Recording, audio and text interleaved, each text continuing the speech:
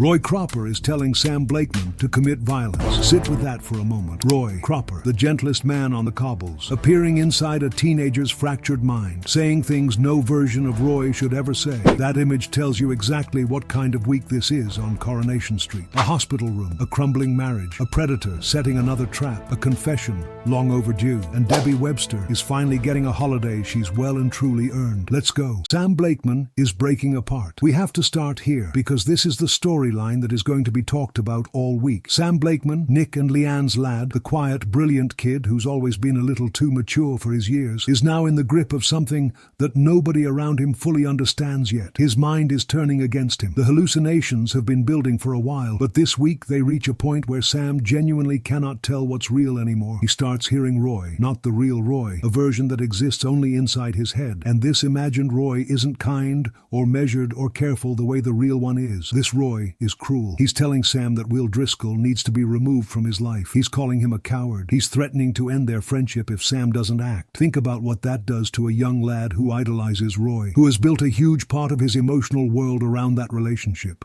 To have that bond, even a distorted version of it, weaponized against him inside his own head. It's genuinely heartbreaking. The situation comes to a head in the Rovers and then in the cafe, where Sam locks himself inside and comes face to face with both Roys at the same time. The real one and the one his mind has built. Carla, Nick, and Leanne, they're all outside, frantic. And Carla, who knows a thing or two about people unraveling, is the one who says what everyone's been afraid to name. She thinks Sam may be experiencing psychosis. This is brave, important television, and Jude Reardon is going to be extraordinary in it. Todd gets a phone call from the prison. Summer has been rushed to the hospital, and when he gets to her, she tells him the truth, that what happened wasn't an accident. She turned off her insulin pump herself, deliberately, because she couldn't cope with being inside, and she couldn't see any other way out of it. That moment, Summer making that confession, is the kind of scene that you replay in your head afterwards, because it's not just about the physical act. It's about a young woman who was already carrying so much before those prison doors closed behind her, and who has now reached a point where she can't imagine a future worth surviving for. Todd is devastated. He goes back to the Rovers and tells their friends, and somewhere in that conversation,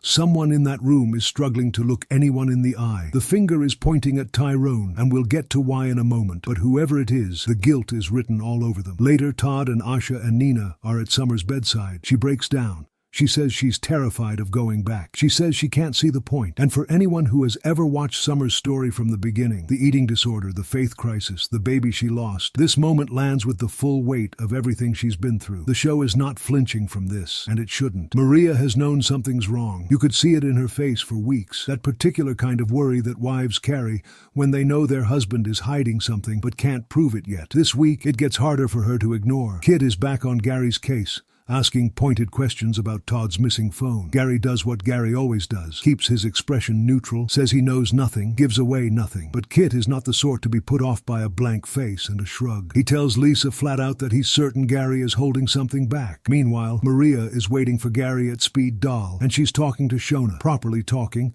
the way women talk when they've stopped pretending everything's fine. She admits it hasn't felt right between them for a while, that she's scared of where they're heading. And then Gary shows up, apologizes, and before the moment can go anywhere, Kit and Lisa walk in. They need to revisit Maria's witness statement. Gary goes pale. What have they found? What does Maria's statement say that might contradict what Gary's been telling them? Watch Gary's face very carefully this week. He's a man running out of road. Before we carry on, if you're watching these spoilers every week and you haven't subscribed yet, do us a favor and hit that button. It takes 2 seconds, it costs you nothing, and it means you'll never miss a week of this. Right then, back to Weatherfield. Daniel has been dreading this visit. A social worker called Ruth Hawley is coming to assess him, and the question hanging over everything is, who reported him? Daniel has a theory, and before Ruth arrives, he's thanking Adam and Alia for their support, which tells us he's leaning on people around him in a way he doesn't usually allow himself to. The thing about Daniel is that he's always been his own worst enemy. Brilliant, self-destructive, the kind of man who can write beautifully about pain but can't talk about his own. So the idea of his parenting being formally scrutinized, his fitness as a father being measured by a stranger with a clipboard, is going to cut him right to the bone. Who reported him? And is his suspicion correct? That answer could change several relationships on the street overnight. Will Driscoll has been trying to outrun Megan Walsh since this storyline began, trying to reclaim his athletics, trying to feel like the track belongs to him again rather than to her memory. This week he tells Hope that he's close to walking away from running altogether, that every race brings her back. Hope, who's never been one for quiet acceptance, tells him that quitting is exactly what Megan would want, that leaving the sport gives her power over him that she hasn't earned. It's a good speech, and for a moment it seems to land. But then Will gets a message. An old running contact from Hull apparently wants to meet up, and Will goes. Of course he goes, because he's trying to get his life back, and that includes his running community. When he arrives, it's Megan. She's set the whole thing up. She lured him there, and now he's standing in a car park, face to face with someone who has already taken so much from him, wondering what she wants this time. This storyline is about control. It always has been, and Megan isn't done yet. This has been coming for weeks. And honestly, the waiting has been its own kind of tension. Carl Webster tells Tyrone that his memories of the night he was hurt are coming back. He's getting flashbacks, and he's starting to believe that what happened to him didn't happen where everyone assumed.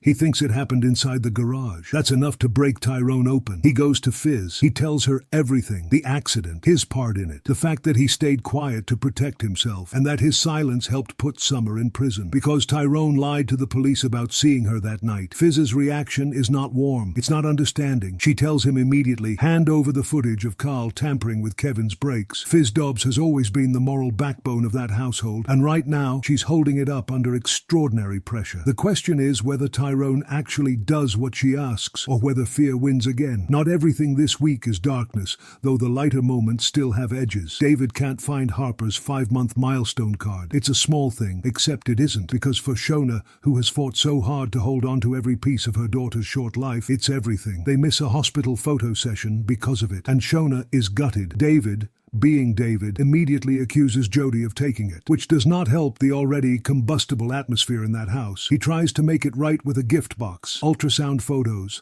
a hospital bracelet, and a baby grow, a collection of the things that prove Harper existed. It's genuinely touching, but the tension with Jody isn't going away. That household is a powder keg with a very short fuse.